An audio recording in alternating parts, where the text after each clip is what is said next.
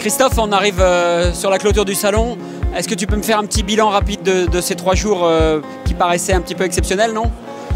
Écoute Patrick, comme depuis maintenant 12 ans, ce salon de Nantes reste un salon assez exceptionnel où on a la chance de côtoyer nos clients, une foule assez intense de personnes présentes, toujours aussi passionnées avec des questions toujours aussi pertinentes. On est vraiment au cœur du problème, pour ainsi dire, et c'est vrai que c'est vraiment très très intéressant pour nous d'être présents, pour les renseigner, pour voir quels sont leurs besoins, quelles sont leurs attentes, et essayer avec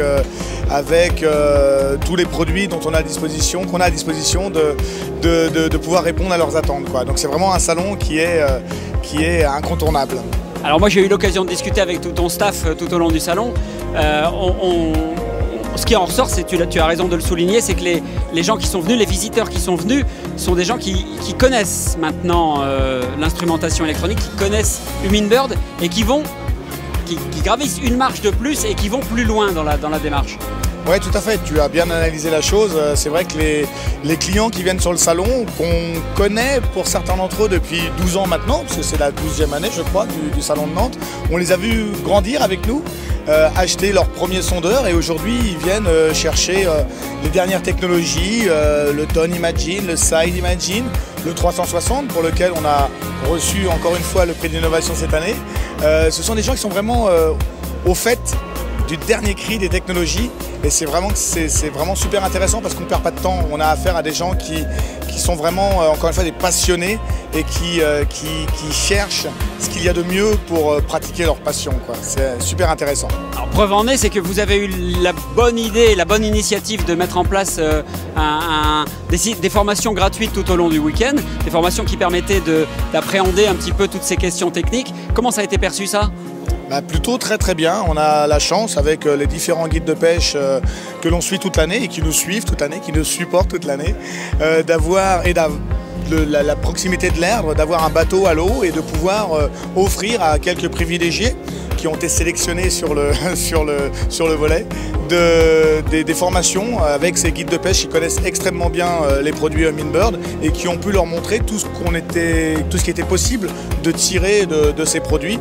Et toutes les personnes qui ont pu passer entre les mains de ces guides de pêche sont revenus ici émerveillés en se disant oui, les sondeurs c'est bien, ça fonctionne, on les voit en simulation sur les salons, mais là de les voir en fonctionnement réel dans leur environnement, sur l'eau, dans un cadre d'utilisation qui est proche du leur, c'est vraiment, ça change tout, vraiment intéressant.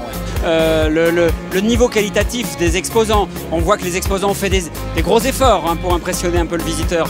Oui, c'est vrai qu'on est dans du show, je ne vais pas dire à l'américaine, mais on y tend avec des espaces comme le nôtre, des écrans géants où grâce à Pixel on peut voir des images spectaculaires qui donnent envie d'aller à la pêche, et c'est le cas sur beaucoup de stands ici où on retrouve vraiment des gens qui ont envie de faire rêver les visiteurs. Et ça c'est important parce que quand on repart d'un salon comme ça, on a l'esprit plein de rêves.